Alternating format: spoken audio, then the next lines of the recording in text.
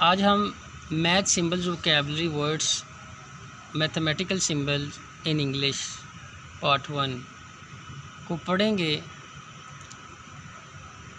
बाज़ स्टूडेंट्स को सिंबल्स के बारे में इल्म होता है, वो कैसे लिखनी है, लेकिन उनको इंग्लिश में कैसे पढ़ना है ये नहीं पता होता है। So let's start. आज हम ये देखते हैं। Plus, minus, multiplied by, divided by, plus or minus, is greater than, is less than, is equal to, is not equal to, infinity,